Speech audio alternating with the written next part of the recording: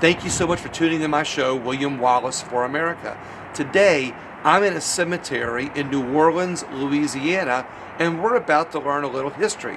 Now, you wouldn't think of a cemetery as the best place to get a history lesson, but when you think about it, the history of our world is buried in the cemeteries all over the world, and as such, the history of America is buried in our cemeteries. Now, since dead men don't tell tales, or in this case, since the people buried here can't tell their history lessons, I recently met somebody in Tampa, Florida by the name of Andrew Loomish. He's also known as the Good Cemetarian. He honors people in history by cleaning their grave sites, particularly veterans of our country. That's how it all started, and he's going to tell you his story in just a second about how he got started by cleaning the graves of veterans as a way to honor our fallen soldiers. But as he got into it, he learned all the history that's buried in these cemeteries, and so he felt it necessary to not only honor them and their history by cleaning their grave sites, but by telling their history and their story. So he does just that. We're going to find out some really unique stories of not just veterans, but people who made up their communities, people who made up the history of their states, and therefore people who've made history in America. So let's go to Tampa. Let's talk to Andrew Lumish about what he does, hear some of his stories, but we're going to keep up with him in the future to tell more of his stories or let you hear more history lessons that are buried in America's cemeteries. Now, let's go to Tampa. Hey everybody, thank you so much for tuning into another one of my episodes with me, William Wallace for America. As you know, normally I like doing political interviews, but as you also know, I love stepping away from political interviews to interview people that make America great. People that contribute to our communities, our state, and our country, that help it become and be the great country it is.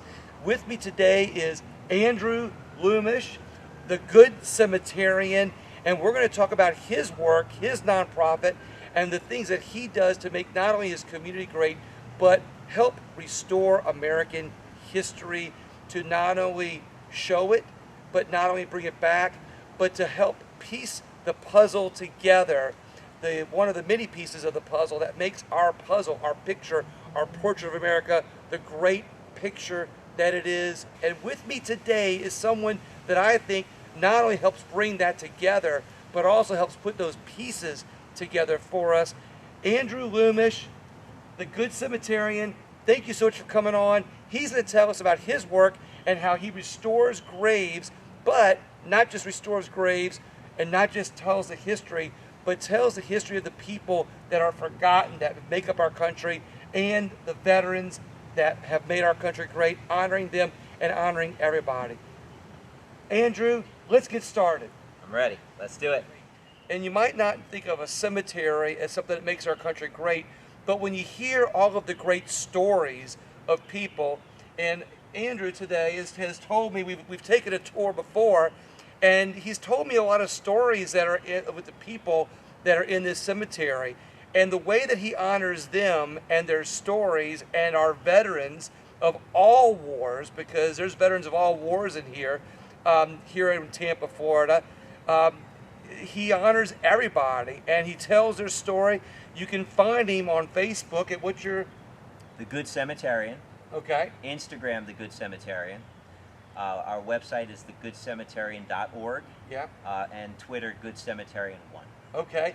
And our guest for today is it George Emerson. He's a Union Army veteran from the Civil War. He's out of Missouri. So we're honoring a Union War veteran today, and who also happens to be a Mason, as you can see by the symbol. And you'd wonder why it's down in the dirt. Andrew, I'll let you explain that a little bit. But before we're going to do that, he's got to do some prep work, and I'm going to do some talking while he does the prep work and ask questions, because I got to step away while he splashes a stone and put my gloves on so when he gets me scrubbing. All right, Andrew, go ahead. All right. So, Andrew, my question for you is, what gave you this idea to do this and gave you the passion to do this?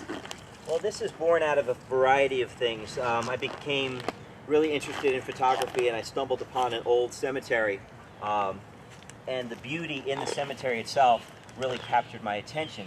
And I started to photograph these old monuments, and I was most disturbed by the fact that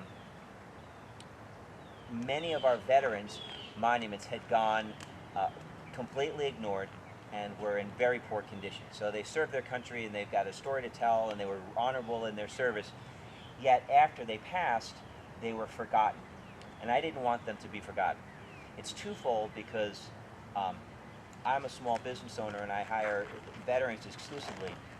My primary assistant is a wonderful guy. His name is Christopher Scala. He came to me with different things going on in his life, and he would confide in me, and I would try to be like Switzerland, to be as neutral as I could while giving advice. So I don't normally like to do that, but I realized he didn't really have anyone to talk to. He was a 12-year Air Force veteran, and he served in Iraq 4 tours. And in 2013, we had finished working for the week, and he was off for the weekend. I told him I would shoot him a text message on Sunday with his start time on Monday. The next morning, he never responded to that text message. The next morning, I got a phone call, and it was from a friend of his wife, and he took his life on that Saturday. And I was stricken that with everything that he would come to me about in all the things that were challenges in his life, in his worst moment, he didn't feel as though he could come to me and call me or say, hey, I need to talk. He didn't do that. So I carry that with me. A lot of the restorations I do, particularly for the veterans, I do that in mind, keeping in mind that I don't want him to be forgotten and what a good guy, good person, good father he was. So when I complete these restorations and tell these stories, and there are some really incredible stories that I am able to tell, fortunately, I always think of Chris. I always think of his service. I always think of honoring him. So I kind of do that in the realm of trying to keep his memory alive. Is this what you mentioned to me before, that you were going to wait to tell me today on why you got started? This might be one of the things. One of the things. There's going to be more things on here then. But that's a great story. I mean, it's a sad story for Chris, but it's a great story that he's not being forgotten. Right. And that his service is not forgotten to our country, much like the service of this soldier here. Sure. You know, and I would like to point out that off camera we talked about how you honor both sides of the Mason-Dixon line. Yeah. You know, for their service, because back then it wasn't about ideologies. It was about what the state was fighting about. We always hear different issues on why the war was fought, but the reality is the men back at that time didn't really have a choice over ideologies as much as you're in this state, you're in the Army. They were farmers. They were farmers. They were farmers, and they were laborers, and for the most part they didn't have a big stake in the war itself. They weren't really political. Some obviously were, but the majority were not. And they fought on the side in which they resided. So when their government came to them and said, we need you in the fight, they stood up and they fought for the side in which the state that they lived in. I like the fact that, you know, we've done a tour of the cemetery. We've seen Union soldiers, we've seen Confederate soldiers, we've seen women that have stories that were, narratives were created that made them bad people, we'll say, well, a long story short. Sure. You know, we might tell that one later.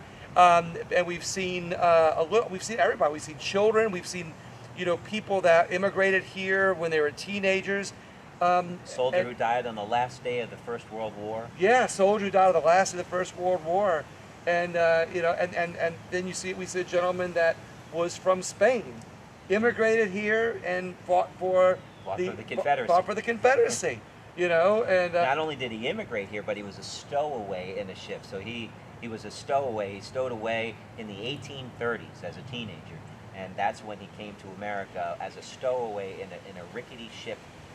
You know, almost 200 years ago. So. That's unbelievable. That's an amazing story. But so we honor, or you honor, I'm helping honor today, just people with different stories that contribute to America. So when I say that I'm doing a story on America. This is, in this cemetery, thousands of stories of people. And they represent... And they're not voters, by the way. No, none of them will be voting. But what's most interesting about it, the people in this particular very vast, diverse cemetery is that they represent every walk of life. Male, female, race, religion, every walk of life. They have one thing in common: we're all human. And they all have a story to tell. So each of these monuments, essentially, it represents a life. So you can walk through a cemetery and see a stone and just have your blinders on and not really think much of it. But in fact, this simple marble stone represents his life on this earth. Not only his service to his country, but an entire lifetime of children and marriage and a livelihood and successes and failures and tragedies and triumphs. This little stone represents all of that. And that's why it's so important. In many cases, this is all they have left. That's it. So you're going to spray this. I'm going to step to the side, and while you spray that, but I'm going to ask you a question to answer while you're doing that. Step out of the angle. All right, ask away. Which is, there's another section over here. Today we're in a time of pandemic. Yes. You know, as some people would call it. There was a pandemic in 1918, I do believe. Correct. And we went through a section of where many people died from that during that time. Well, the pandemic of 1918 was devastating everywhere. It was essentially they called it the Spanish flu, but it was a pandemic of a flu that, interestingly enough, evolved in a little base in Kansas in the beginning of 1918 and then spread throughout the world. Tampa, by the fall of 1918, was completely overrun by the Spanish flu. And when you walk this cemetery, you will find people predominantly in September, October, and November of 1918. Young children, perfectly healthy young adults, older adults, all of them have the same thing in common. They all died from the Spanish flu in the fall of 1918. So by the fall of 1918, it had made its rounds around the world, but it was most prevalent, especially in this area, in the autumn of 1918. So you have a tremendous amount of people. There are more than 30,000 people that are buried in this cemetery. In this cemetery? This cemetery alone. And there are probably about 2,000 people that died in those fall months of 1918. And again, every background, every gender, every age group. So no background at all. Yeah, it's really amazing.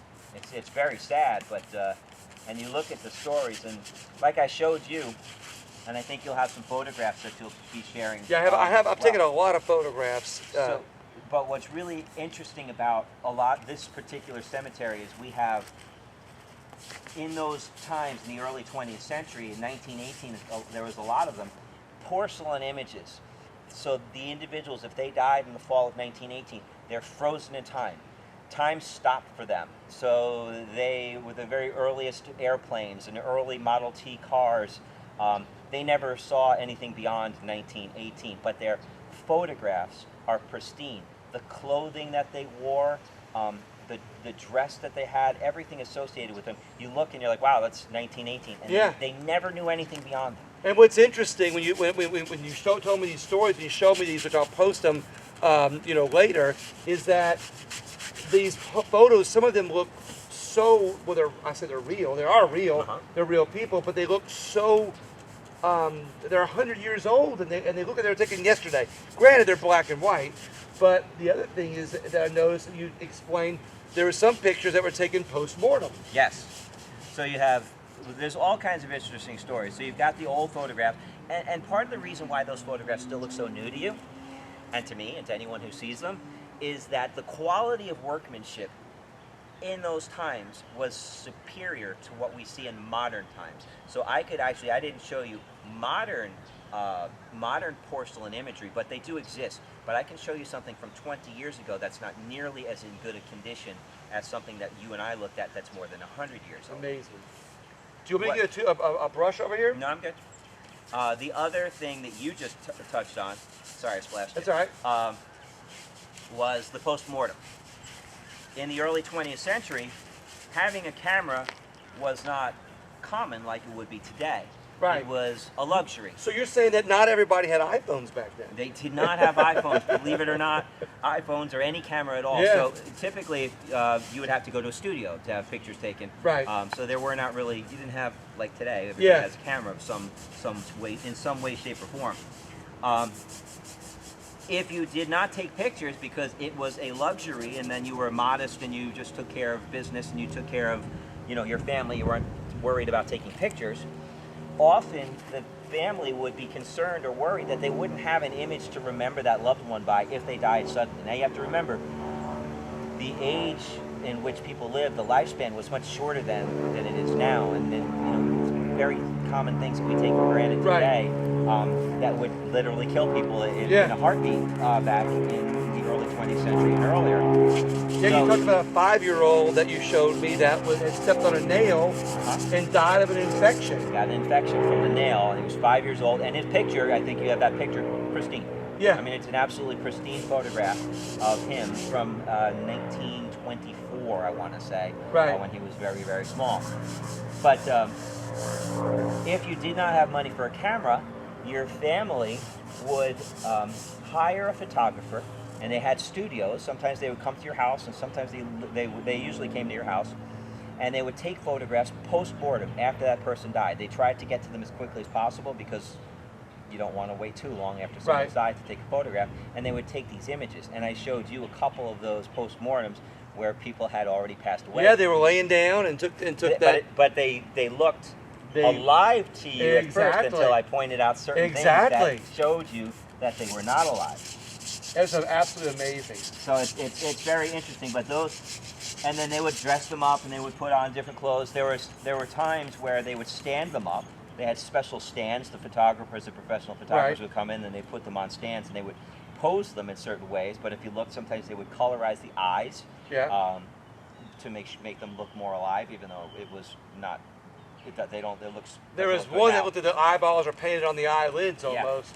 Yeah. So you've got. So it's interesting, but that was the only way they'd be able to remember a loved one because they had no other images to do so. The one I showed you, he was 18, and the woman, she was 42. And the funny thing about the woman was they had she was laying down, and her head was on a pillow. So the photograph, you can't see the pillow really until I point it out. So her face looks slightly misshapen. But it's actually because she's laying down on a pillow in that photograph, and they turned it on the side, on upward, so it looked like she was standing up, when in fact she was laying down. They just turned the photograph to make it look like she was standing up, and then you can see the indentation of her face in the pillow. It's really interesting. This is interesting because not only, I started this out talking about this is stories of America. I mean, that doesn't happen in other countries. Death happens everywhere, but I'm sure these things happened they did these types of photographs all around the world. However, here in America, the stowaway, the gentleman that was a stowaway that fought in the Civil War, and he was from Spain, stowaway.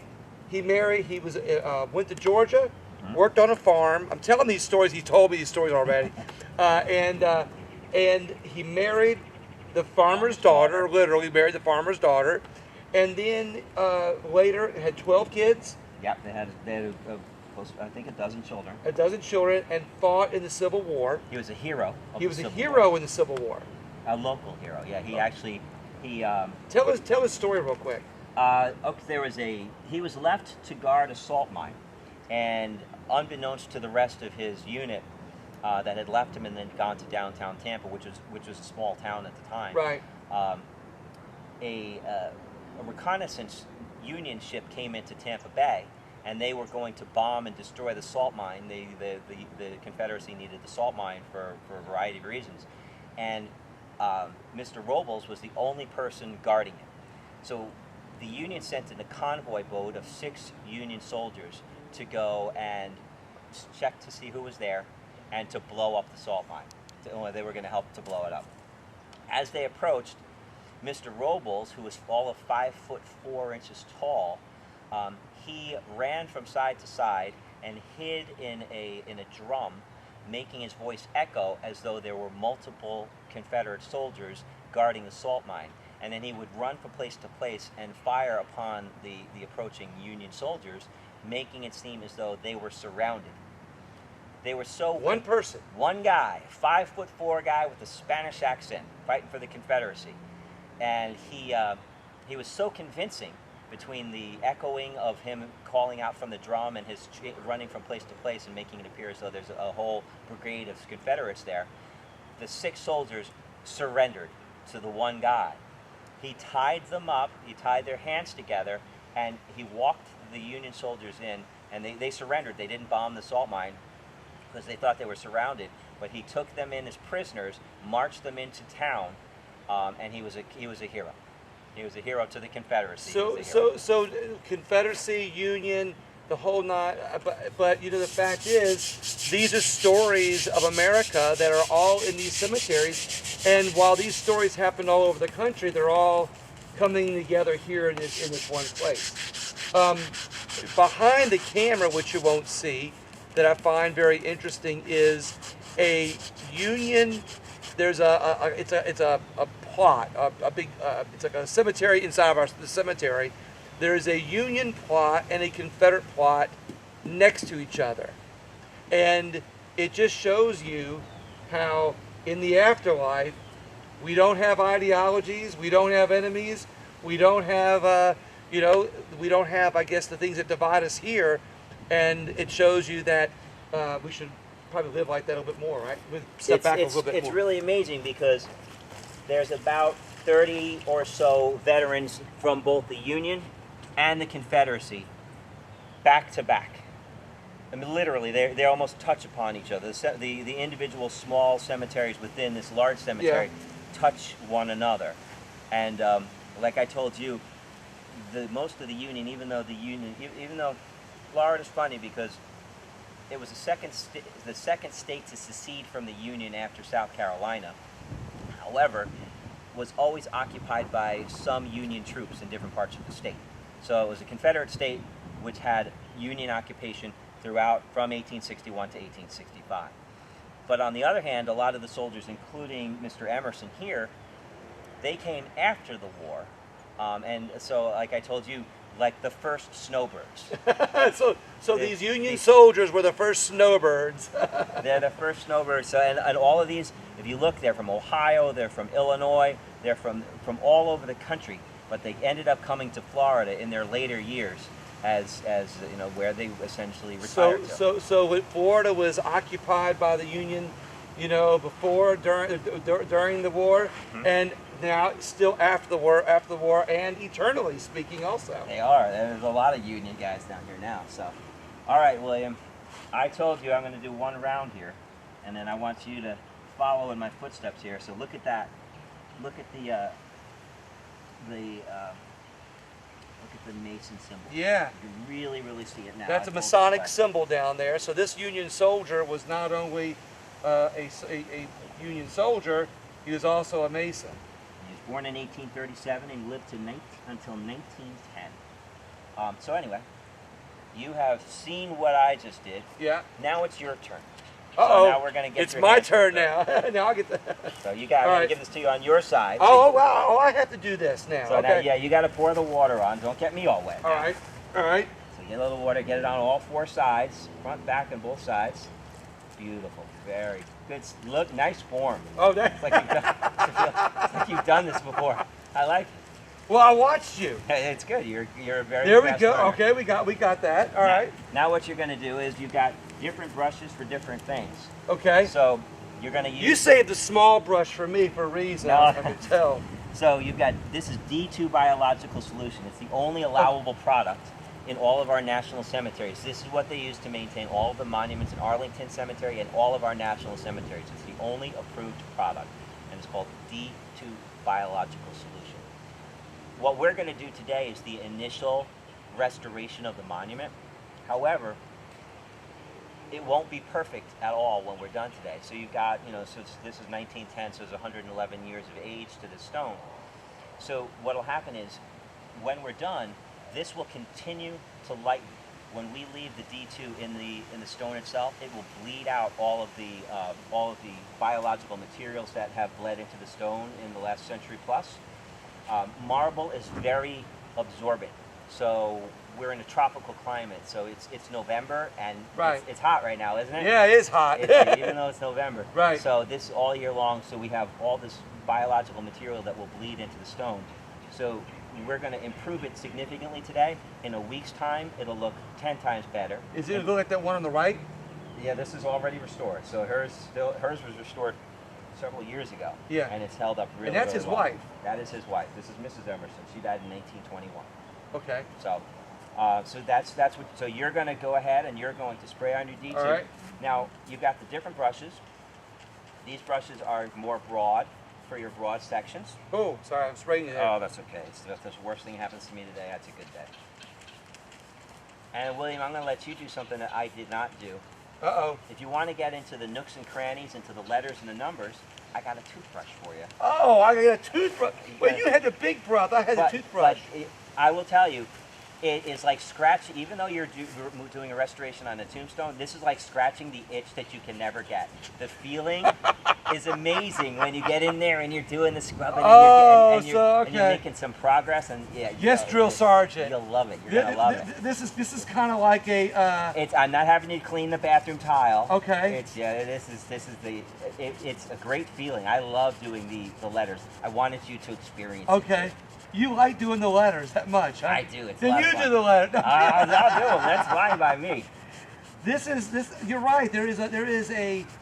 I guess what's interesting is because and what our audience has not gotten a chance to experience was the tour that you gave, around here, and the other stories that we'll talk about here in a second, is that. When you really feel like not only that you're accomplishing something, but you really feel like you're honoring people. But for me, I like telling the story of America. I like telling all the, it's not just that we had a war, we fought for freedoms in World War I, World War II, the Spanish-American War, where we have Spanish people here now that are, that are enjoying our freedoms, and not the story of our immigration of people that come here to do good things, but it's all the smaller stories. It's all the individual stories. It's this story. It's.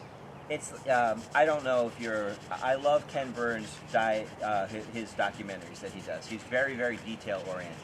And one thing that he says, and I agree, is it's the story of us. So all of these stories, it's the story of us and all of our different backgrounds and all of the different places that we come from and where we derive. I'll tell you, off the cuff. I started doing some research last night about my own family, and I was sending all these documents to my father. I found my father had never seen some of the documents that were from his family and his parents and his grandparents from before he was ever born. Right. And he was blown away. I found his father's 1940 draft card with all the details. Wow. I found the census record from 1920. My father didn't know what year his paternal grandparents immigrated from Russia to the United States until I shared the 1920 census that showed both his grandmother and grandfather came here in 1914 from Russia. Wow. And they only spoke Yiddish. They didn't speak any English at all. But my father didn't know any of that before I told him, before I actually physically sent him images of all the stuff that I had found. I found that my grandmother lied about her age. In 1925, when she was a teenager, so her parents chose, when filling out the census from 1925, she was 15 years old in 1925. Now, it was always a rumor that she lied about her age, but it didn't show up until 1940. She married my grandfather in 1939, and in 1940 she listed her age as 25. My grandfather was born in 1915. He was actually 25. She was 30, but she lied about her age, and she lied about her age for the rest of her life. But she didn't, and she couldn't lie about her age when she was a kid. So So the early census showed how old she actually was when she was actually born. And when you told your father all these stories, did it break him up? No, he thought it was kind of cool. Yeah. And it was great too because you can see the occupations of what they did. My grandmother she won a typing contest in 1939, and they sent her to a special school because she was the best typist, and she ended up in 1940 being a legal stenographer, which is a big deal in 1940 for a woman. But she was brilliant, and she finished high school, but my grandfather didn't finish high school. And so you learn all these stories about everyone, and it's so fun. It's so interesting, and then you can really learn about your own family, and then what I do is you learn about everybody's family and everybody's background. So while people might think that it's a love of cemeteries or a love of dead people, it really is about a love of history for you. It's all about history, so history is incredibly important, and in context is incredibly important. Sometimes I have to educate people not to look at history in modern terms. Sometimes people they'll look at something that happened 100 or 150 years ago, and they try to say how wrong that is, but they're trying to use modern day standards. And in doing so, I say in 100 years from now, something that you are doing, I'm doing, is going to be looked at probably negatively. But you really can't look, you don't think you're doing anything wrong right now, but history may not always be kind to us in certain respects. So we tell history eloquently and accurately. That's all that matters. We don't glorify anything. We just tell that person's life story and honor them no matter what the situation is. It's important because it's important to even highlight the negative things that may have occurred during that person's life, because it humanizes them and it humanizes us, because we're all the same. We make mistakes, some bigger mistakes than others, and we learn from those mistakes, hopefully. And then we can learn, you can see something that someone did historically 100 or 150 years ago and say, oh, that wasn't such a good thing. But that was a part of their life. That's part of what molded them into the person that they became. And includes their triumphs. So we focus on everything because it does also, it kind of lets us feel comfortable too that we're not perfect. Our ancestors weren't perfect, but we have lives that should be respected and remembered. And we should remember their history, good, bad, and everything in between, because we all have that. Because we can learn from the bad, we can improve ourselves from the good, we can improve ourselves from the bad too. That's true. When we know what's wrong, or we know what our forefathers did that might have been wrong, we can improve ourselves knowing that. But the good, we can use that to capitalize on and make ourselves even better. Speaking of which, it's interesting how some of the stories that you've told parallel today. You talk about the people that died during the Spanish flu and how and when you look at those gravestones of the people that died in a certain month, you can kind of tell, from your history. When it was at its peak. Yeah, we're taking a long story short. There was a time in October when most people died, and you can look at the different ages. There's people who died young, people who died old. It's a mirror of today and today's, pandemic, but also the story of the young woman. There's a tomb over here that you showed me it's a tomb all by itself. It's off to the side. And I'm going to summarize a little bit, but I'm going to let you tell most of the story. That she died, she was basically, a narrative was created about her that she was a bad person. Right. And she was killed by a prominent person. So I want you to tell the story about you. There was a young lady at the turn of the 20th century. She was involved in a relationship with a prominent young man in Tampa Bay. So he came from a really good family. And when I got to help you out here, William. There we go. So she got into a relationship with him when she was very young, and she was promised that they would marry. Well, he suddenly went back on his promise and decided that he was going to marry someone else, and he, out of the blue, married this woman and left this other young lady who was not prominent in any capacity at all. She had run away from home, she was a teenager, and so she was looked down upon. After she had confronted him about this, he went to her residence, ran inside. There were multiple witnesses in her residence with her. There were other females that were with her at the time, and a gunshot rang out. The gunshot rang out, and use this one. A gunshot rang out, and the young man, the prominent young man, came running out of the building that she lived in. He runs out of the building and runs away. She then calls out to some of the girls that she lived with and asked for help that she'd been shot. She said she'd been shot. And they went to help her, and she ended up passing away. She died from her wounds that she incurred. The newspapers at the time, and this is around 1910, created a narrative. And the narrative was that she was a bad person, and that she was a runaway, and she was all these negative things. And they essentially, I've got all the old newspaper articles, created this narrative that she committed suicide. They never even went to trial, and the young man got off and was never charged with the crime, despite the fact that he ran out after the gunshot was fired. So he ran out, gunshot is fired, he runs out of the building, multiple witnesses saw him, and you can actually see the narrative change with the weeks after the homicide / suicide. You can watch the newspaper articles change. The opinions, now, we don't want to get into modern day stuff in politics and media. It's incredible because the media took a side.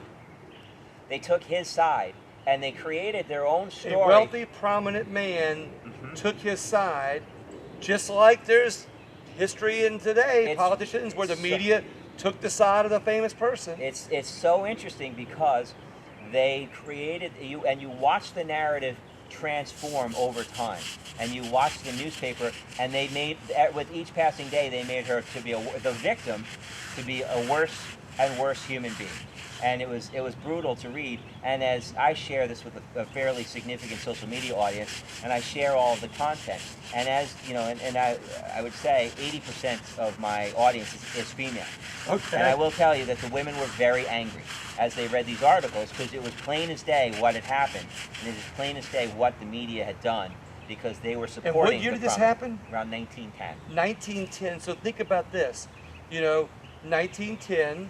Woman falls in love, man promises to marry her, he runs off with the other woman, she dies, he's prominent, well-known, well-to-do, gets off scot-free, probably married the other woman, right, and gets away with murder, and the media, who he's probably in bed with also, right, because he's a very prominent man. It was his father was the very prominent man. He was still a young guy. Oh, his father was the prominent man. Very prominent. So a narrative is created that this is a woman of ill repute and takes her own life, and he gets away with it. He gets away with murder, the other woman, and probably the money.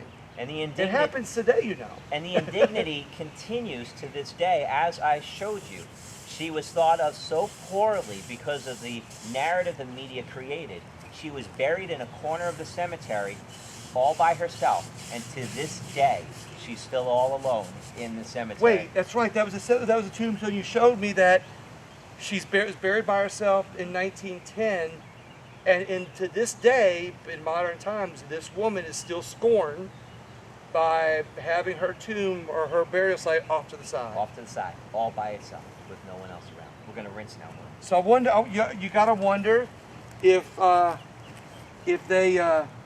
if somebody bought up all the plots next to her. It's possible, because they just, it was just, whatever the reasoning behind it was, that she was just thought of in such a negative light that no one would be buried near her. Yeah. And they didn't bury anyone near her ever again. 111 years later, still nobody's been buried. 111 years later, and she's still scorned. She's still scorned. Never made an honest woman. No. So I say that from, reflective of those times that, again, I'm only trying to speak in terms of historical sense. It's shocking. I mean, it's plain as day when you read the context today. Yeah. It's plain as day. It's really sad. It should have been plain as day then also. Right. I'm sure if people were honest with themselves, they could see what actually had happened, and I'm sure a lot of people did realize that. But the power of that family overtook everything, and all common sense went out the window, and that poor young girl, because she didn't come from a prominent family or have much of a family at all, she was just swept under the rug and disgraced, and then he left, he just lived happily ever after, never had a worry in the world after that. Unbelievable. This is, again, like I've said at the beginning, not that these are all great stories of America, but these are all the stories that make up America, make up our country, make up our history, and remembering it. Peace. You know what? a cemetery is like a giant puzzle. It's a picture of history. In that context, you want to talk about the William Franklin Vaughan in World War I. He was the 18-year-old with his sisters that all had passed away. Oh, right. That's enough. Just you can talk about what you want to talk about, but I think that'll fit in well because that's part of a puzzle as far as what happened to him and what happened before he passed away. It's I'll talk about that, but to finish my thought for 2 seconds, this is like a cemetery is like a puzzle of a picture of America. And all these pieces tell these individual stories that make the picture of America, which is one of the reasons why I do a lot of these interviews, is to tell other stories, other than my political interviews, to tell the story of our country, what makes our country great. But do you mind me asking you, Sure. In your opinion, what's something that makes our country great? I think the diversity of our country and the freedoms that we all have, that we're all given, the opportunity. Opportunity is everything. You look at how little, why so many people want to come here. They want to come here because there's opportunity here unlike there is anywhere else. Opportunity, sometimes I see. Like the Spanish guy, Robler, who a teenager stowed away in the boat. I have friends now, as I told you where I'm originally from. I'm from a big city, and I was the minority as far as racially speaking. I was typically the minority from where I came from. I have friends from all different backgrounds, and some of them are recent immigrants to the United States, and I'm blown away by the incredible, off-the-charts successes that they've had because they took advantage of opportunities that they would have never otherwise had. Meanwhile, I also have friends that are multi-generational Americans that have been here for hundreds of years who don't take or never took advantage of the opportunities that we all have today because they kind of sat back on their laurels. They got a little lazy. Yeah. And I do notice that sometimes, and sometimes I see a distinct difference with people based on whatever their background was. So if they came from an oppressive government, or if their parents came from an oppressive government, they have more of a sense of urgency because to take advantage of the opportunity. So opportunity is so important here, and freedom and opportunity is just really is some of the most important things. What unites us? What do you think we can unite on? You know, I think the commonalities that we have, there's so much that we have in common, but the focus, it's lazy because I think often we focus on our differences and the negative because it's really, really easy to do. But it's a little harder when you look at the big grand scheme of things and you see all the things that we actually do have in common and things that we all do that are similar and what we can learn from one another, whether it's culturally or whatever it is, we can teach one another. I love having a diverse network of people in my world. It makes me a better person. I understand things. I understand people's backgrounds from every background imaginable. Right. I get along with everybody. I told you my network of people in my world is like that old United Benetton, Yeah. colors of Benetton. It's like the background with all the people from all the different backgrounds of the world. I mean, I can hang out with in the backwoods or the heart of the city, and when you walk away from me, we're best friends. Doesn't matter what your background is. If you just immigrated here in the last 10 years, or if you've been here, your family's been here for 500 years, whether you're urban or rural, it doesn't matter because you have to open your mind and open your heart to people as they are. I look at people based on the only thing I see is that person and how they treat other people. I look at that person and how they carry and conduct themselves. That's so important. And all the fluffy stuff and all the pretty stuff and all this the superficial things really doesn't mean much. Words are minimal as far as importance, but it's that person's actions, what they actually do. I will pay attention to that, anyone's words, and I will listen to you. I will, I'll nod but I will also keep that little chip in the back of my mind, and I will remember that person, and I'll remember whether their actions in the future actually mirror what they said in the past, because that tells me about that person's character.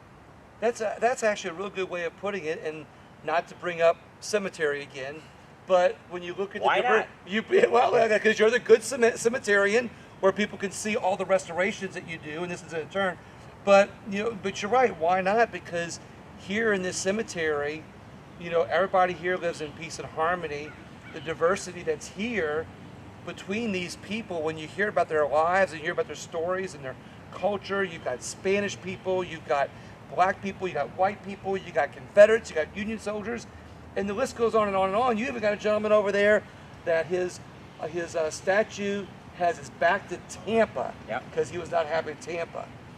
Or like the reference you made a few minutes ago, the gentleman over here, he turned 18 and went to his parents during World War I and wanted to serve his country and asked his parents to join the military, but they had already had 3 children that had died.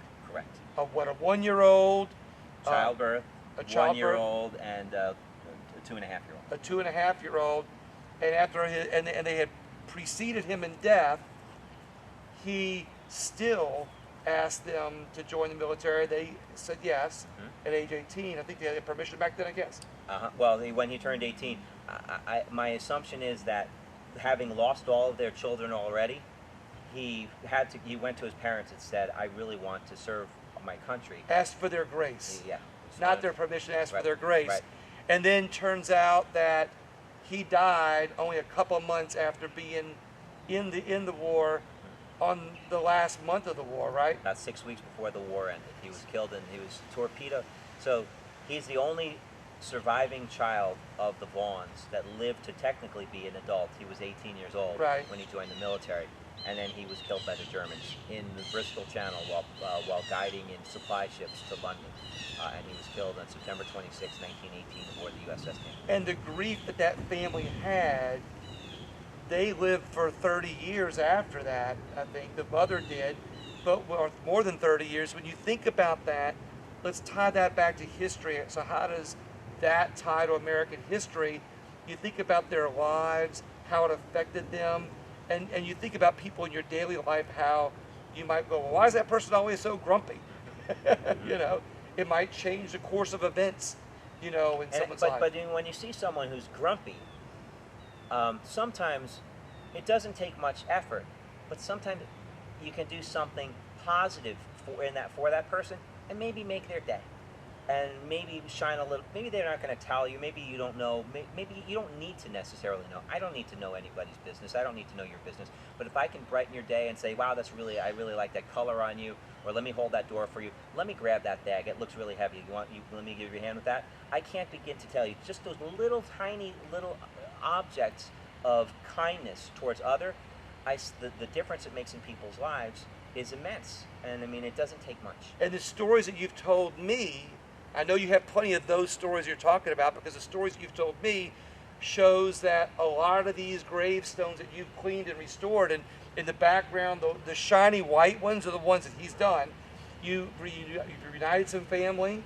You've had the last family members, reach out to you that were probably in grief. That there's a Vietnam soldier over here that you've reunited their family and made them happy. In 1970 in Vietnam. Yeah, so that you really helped some families. It's a very unique way of giving back. It's not. It's a unique way of giving back.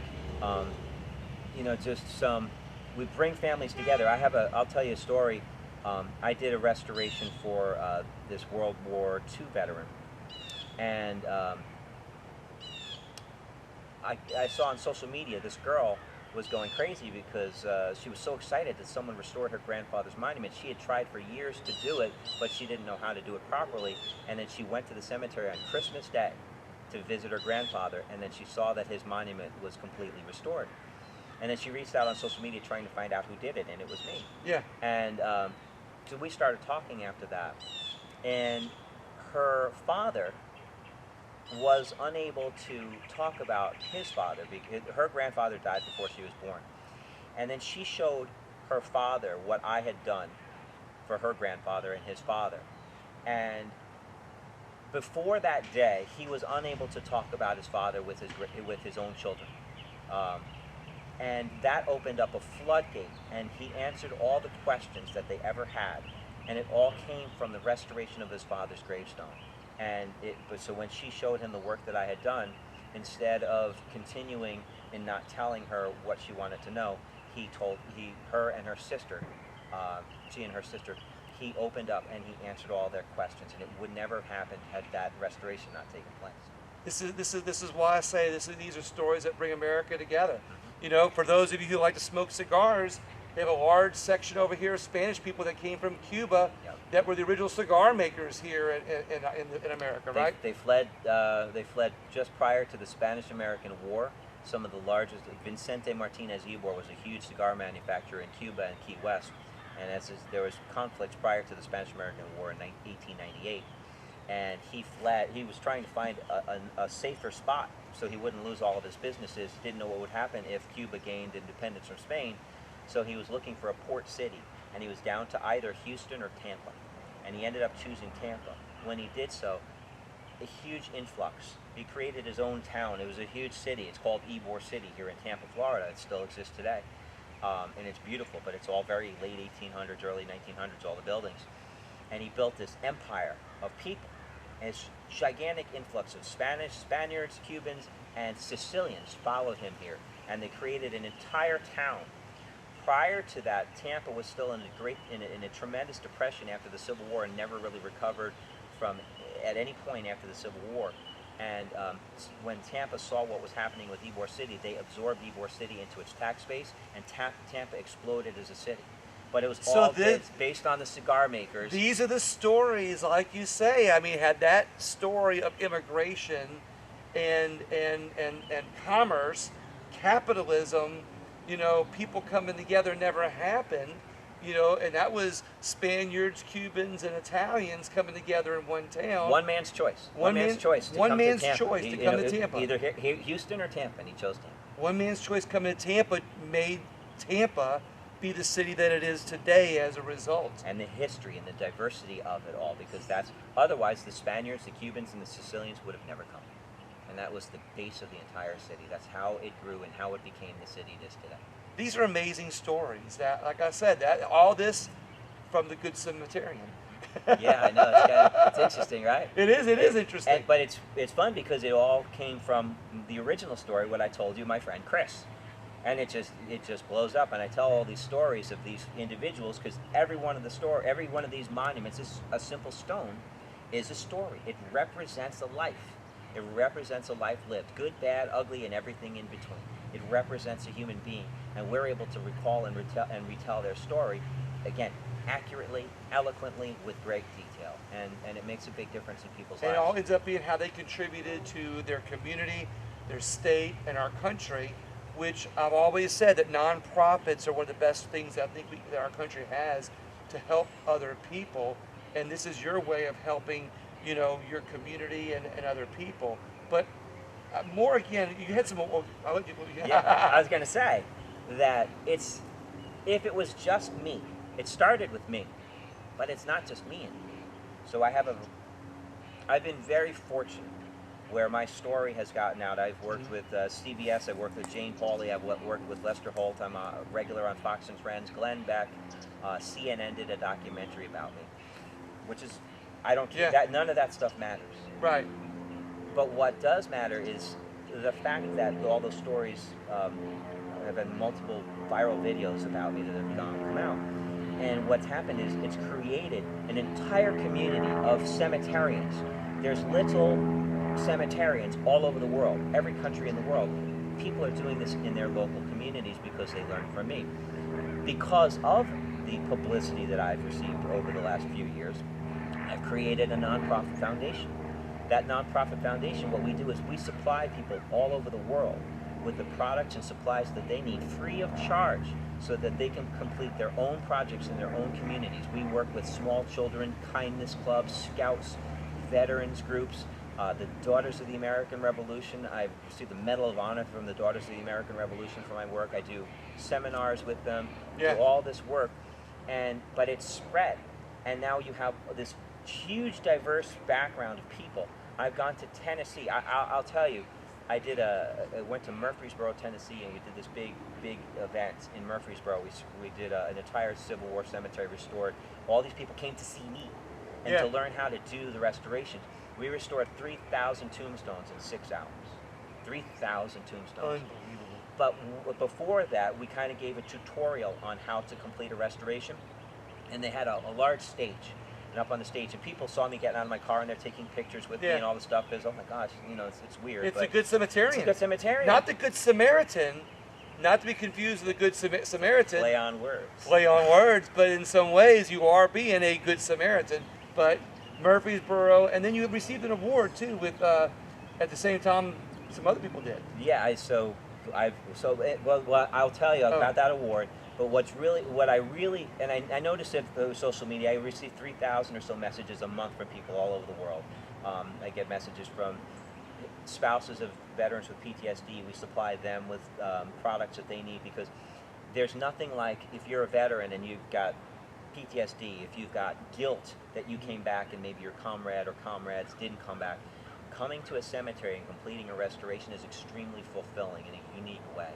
It may seem strange to some people, but the fresh air, you're creating something, you're doing something good, you're giving back in a unique way. It makes you feel good. You're helping your fallen brethren like you would in battle, except they've already fallen, but you're helping. It's a sense of helping them. You walk away from that. You walk away from that with your head high. You're so happy that you did it. It doesn't compare to certain things, but it really makes a difference in people's lives in a very unique way. It's addictive. It's almost like a drug. When you start doing restorations, it's so much fun, it's so enjoyable, it's so fulfilling, and you're saving history. You're creating. You've done a lot of drugs in this place. You said it's like doing drugs. Oh yeah.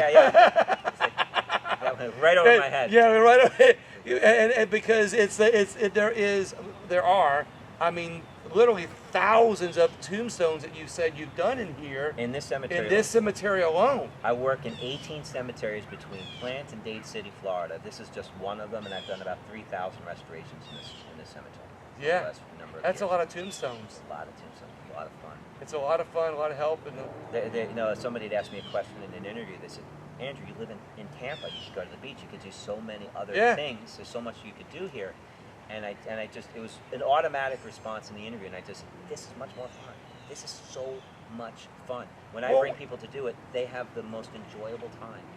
What's interesting is that I don't get to go to many cemeteries, but as you walk me through in the initial, before we started doing the interview, you walked me through and you told me the stories, I get it. You really start hearing all these little small pieces of puzzle. Wait, do I need these on anymore? No, so you start seeing all these little small pieces. Sweating, aren't you? Yeah, it is. It is. It's hot. Yeah, it is hot.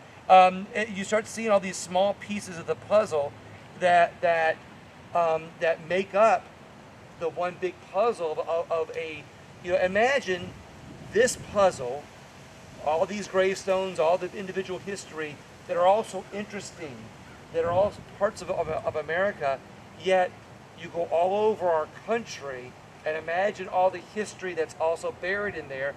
I'm from, we're in Tampa today, but I'm from New Orleans. And when I've gone through and done historical tours in New Orleans cemeteries, you don't realize, you go, wow, that person's buried here. Mm-hmm.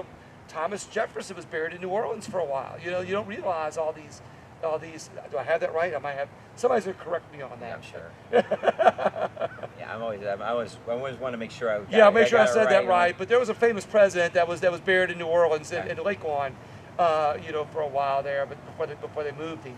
But you don't realize the inventions, the inventors, people who've invented things, all the different stories that are wrapped up here, and what a great way to bring those stories back to life than by bringing their tombstones back to life. Well, it's fun too, because you just touched on famous people. What's really interesting about it is the majority of the people I restore and tell their story, they're not famous. But when I tell their story, the impact that they had in their community or in the world is amazing. You don't know, you don't see their story in a history book. It doesn't exist. Right. But I can tell you that story, and that will blow your mind with what they experienced. And the other thing that I like to do is, whenever that person was born. For instance, Mr. Emerson was born in 1837. I like to put it in context, and I'll share 6 interesting facts that occurred around the world during the year in which that person was born. 1837. 1837. So then you'll sit there and you sit there and you look at the things that happened the year that that person was born, and it really makes you think. It makes your mind start to work overtime to understand what that person experienced in the early parts of their life and what the world was like when they were born. Right. You know, like before Abraham, 30 years before Abraham Lincoln was president. Or just when you got so many interesting things. No planes. Yeah, I mean, you got, or I like it when you've got a person who was born in the 1840s and lived, or 1830s, and lived to the 1920s. So before they were all they knew were horse and buggies through a large part of their life. But by the time they passed away, there were airplanes and there were cars. None of that existed before. Or I think I talked to you on the phone the other day. Someone who was born in the 1880s, and there were no cars yet, no airplanes, but maybe they lived a very long life, and they lived to see man walk on the moon. But before when they were young, there wasn't even a car, an automobile didn't even exist yet. But they actually lived. Cars, planes, trains were there, but planes and cars and walking on the moon, they got to see a whole lot, and that's the stories that you tell here, in this. And you go even presidents. You can go someone who maybe they were born. Ulysses S. Grant was president when they were born, and then when they died, Richard Nixon was president, or Lyndon Johnson was president. So you go through all, and then you start to look at all the different changes in the world by presidencies. There's so many interesting ways to look at it and to get an understanding of what that person experienced in their life. Well, because I'm amazed by the stories. We could tell stories all day, but is there anything else that stands out in your mind, before we start wrapping up?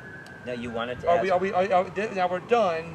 Technically today. So we are. What we're going to do is we're going to spray this. So the first day, like today, is the most labor intensive.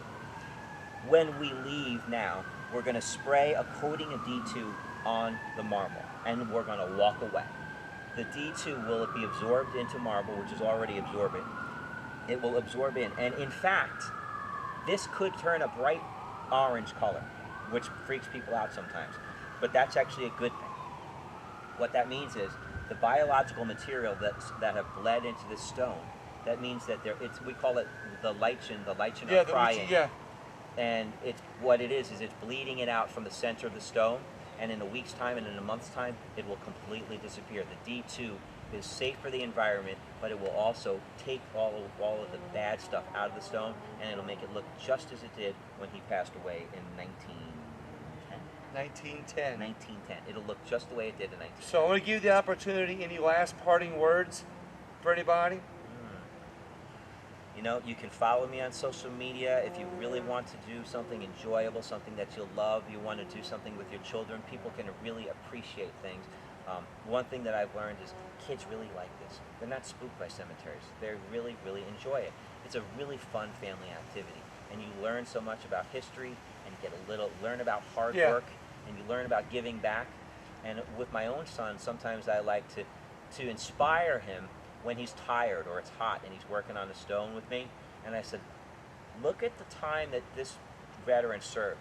He was in Germany, he was in France in World War II or World War I. What was he experiencing? He was he was dodging being gassed by the Germans. You will be fine.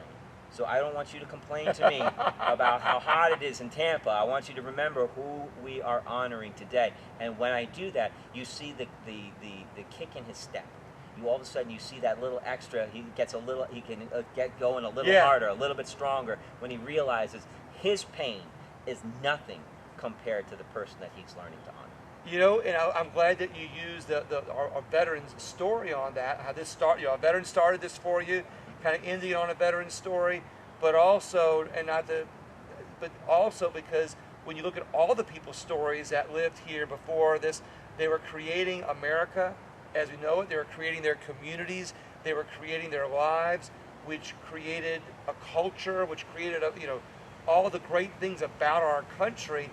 And when you look at their lives and how hard they worked, whether they were working in the community, whether they were a woman scorned, or the two brothers that died drowning, one making fun of the other that you showed me over here, all these stories make up our community, make up hard work that we can show people today and say, hey, look, we got it easy today. We got cell phones and computers.